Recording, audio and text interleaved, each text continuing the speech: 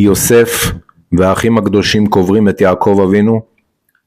בדרך חזרה יעקב אבינו רואה את הבור שהשליחו אותו 22 שנה קודם לכן, ומברך ברוך שעשה לי נס במקום הזה. האחים חושדים שאולי הוא רוצה לנקום בהם, ואז הם אומרים לו את המשפט הבא: ויצוו אל יוסף לאמור, אביך ציווה לפני מותו לאמור, כה תאמרו ליוסף, אנא שנה פשע אחיך וחטאתם, כי רעה גמלוך ועתה שנה לפשע עבדי אלוהי אביך, ויבך יוסף בדברם אליו. הם משקרים אותו ואומרים לו, אבא אמר לפני מותו שבעצם תסלח לנו כי עשינו לך רע. באמת יעקב אבינו לא אמר דבר כזה, רק הם מהפחד אמרו את זה. אבל יעקב אבינו מעולם לא ידע מה קרה. יעקב אבינו כל פעם ששאל את יוסף מה היה איתך במהלך השנים האלה, אף פעם לא קיבל תשובה.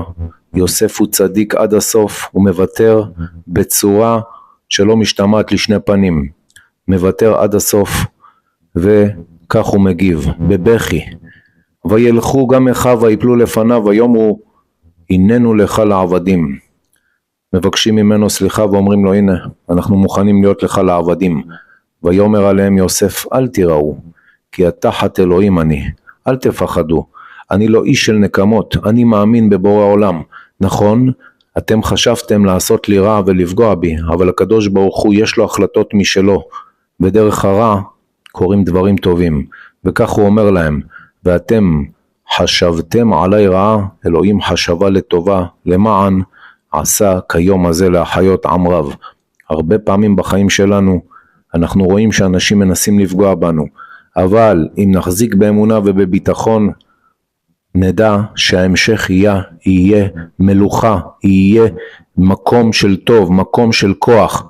לכן צריך ללמוד מיוסף ולהתחזק, וגם שאין בנו יכולת בכלל, צריך פשוט להירגע ולדעת במשפט אחד פשוט, יש רק השם בעולם.